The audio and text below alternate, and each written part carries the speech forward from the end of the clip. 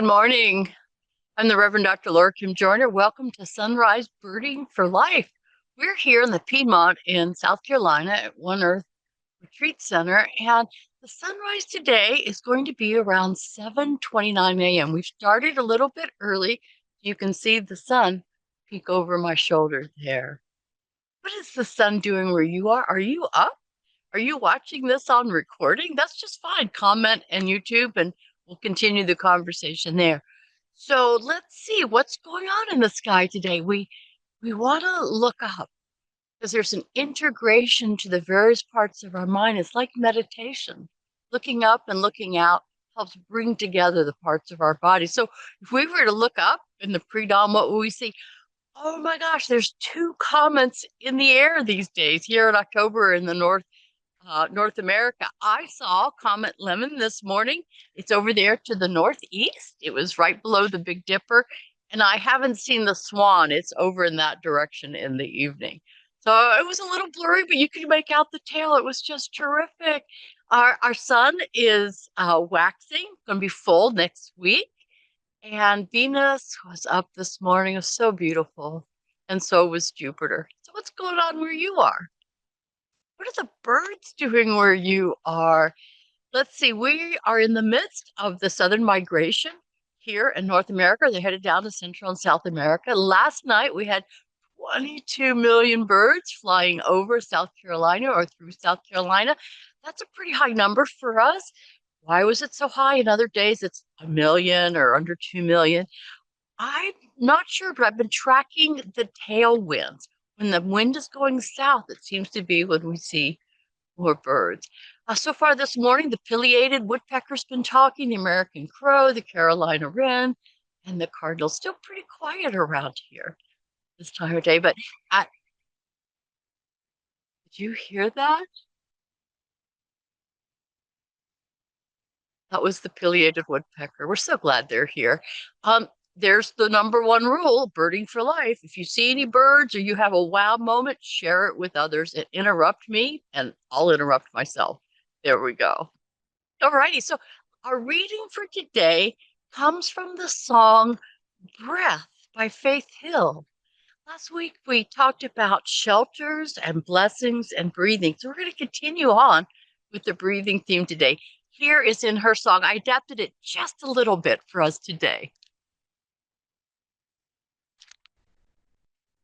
In a way, I know my heart is waking up as all the walls come tumbling down, closer than I've ever felt before. And I know, and you know, there's no need for words right now. No need for words. Because I feel you breathe, washing over, and suddenly I'm melting into you. There's nothing left to prove. All we need to do is just be caught up in the touch, the slow and steady rush. Isn't that the way love's supposed to be? I can feel you breathe. Just breathe.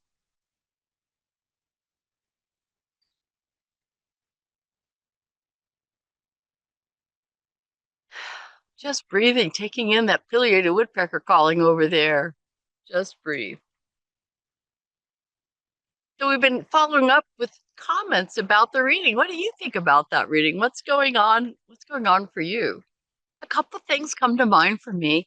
We just released in May our Birding for Life book. It talks about how to do sort of like what we're doing now, intentional practice to grow connected to the world and living and giving as deeply as we can. And basically the book says, put the book down and go out and be with birds beyond words. Sure, we want to name them and be good citizen scientists, but sometimes we just need to be with birds. Isn't that what love looks like?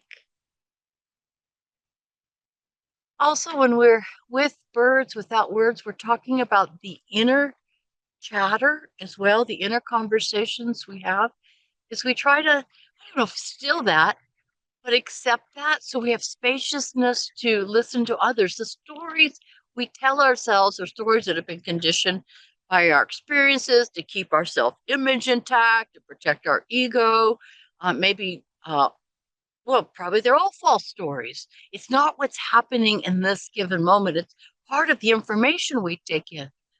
But we want to breathe and just let our stories go. Just be, just melt into the world. The whole world breathes with you. Faith, he'll ask us, we breathe together. The whole universe. I'm just looking at all the birds around. I'm interrupting myself. The pileated's over there. American crow just flying over. Yes, it's great. This is great today. Nice clear day. So we breathe with the whole universe. The explosions of stars, the oceans before us, the excretions of dinosaurs, which are just birds, and the blood and tears of all our ancestors. All those molecules come into us and are part of us. Can you see the sun coming up over there? I think I'm blocking it a little bit. There we go. There's the sun. Wow, that's just great. We melt into the world. The sun's coming up with the warmth, and we melt into the world, especially that pair of pileated woodpeckers. I'm going to quit going on about that in just a minute. And then our senses feel the touch of the wind. And there's an eastern phoebe. There we go. Yeah, up there. Um, feel your senses. Breathe in that air. Feel the wind go over you. Let's just feel every breath. And so why don't we just take a moment of silence to feel the breath? I'll back out so I can take a look at that sun too.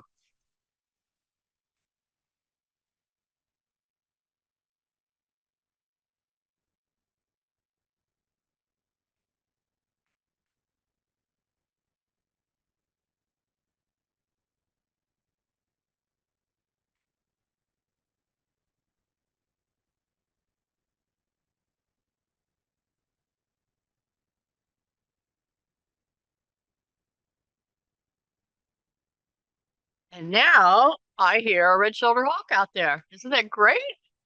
Isn't that just lovely? I've yet to see one, but I do hear them. They are just great. So we've been breathing. That's been our practice. So part of our time together is talking about science and conservation and concrete actions. And so, how is it that humans breathe? What is going on scientifically when we do that? Why don't you just take a moment to breathe and think about what's going on when you breathe?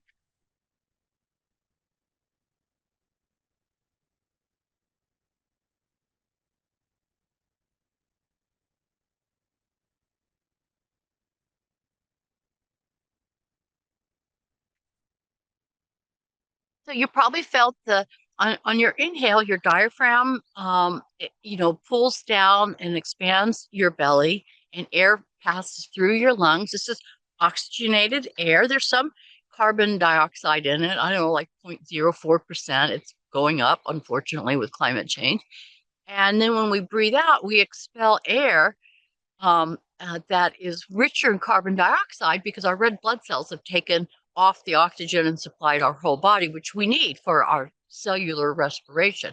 Now, byproduct of turning energy into using oxygen to make glucose and energy and to run our cells is carbon dioxide. So we breathe in oxygen rich air and we breathe out a higher percentage of carbon dioxide. Now, this is true of vertebrates and birds do this too, but they do it in a four-step cycle where we do in and out. They do four cycles. So they breathe in, but they don't have diaphragms. They just don't. They don't have that going on with them.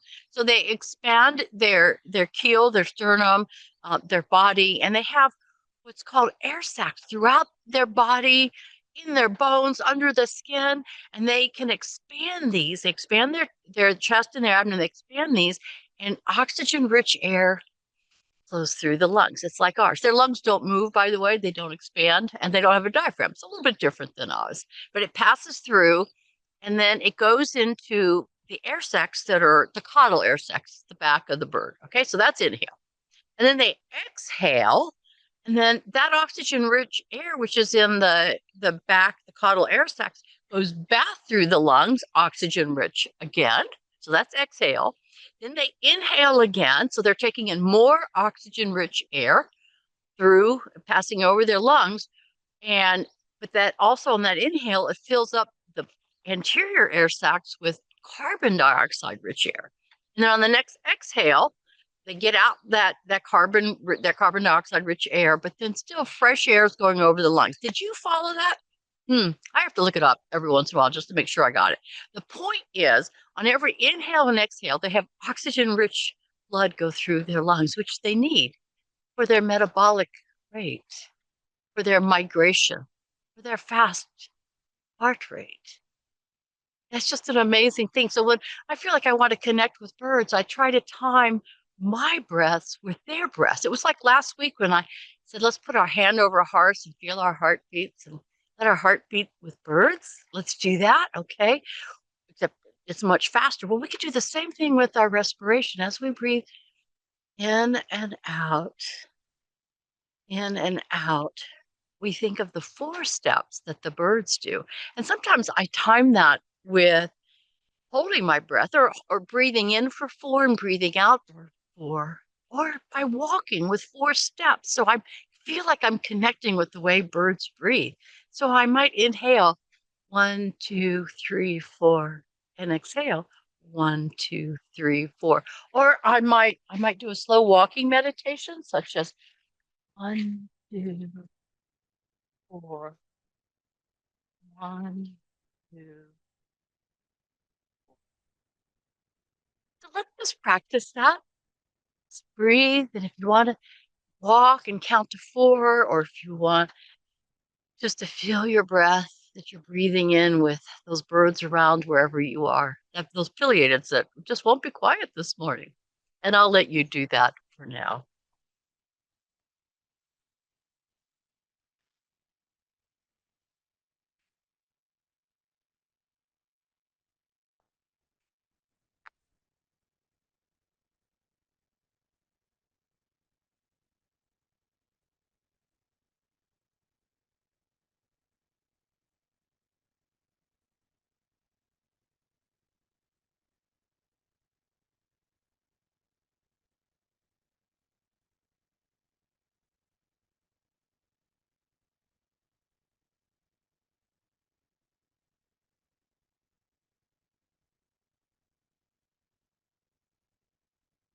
You can then end our breathing, knowing that we're sharing our breath with all that came before us and that all will come after us, with this Zuni prayer, Pueblo prayer that was put together with music by Mary Gregolia.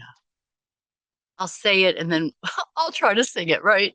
Okay. I add my breath to your breath, that our days may be long upon this earth, that the days of all beings may be long. I add my breath to your breath, that our days may be long on this earth, that the days may be long. Our questions for the day. You hear that? That's the red shoulder. Oh.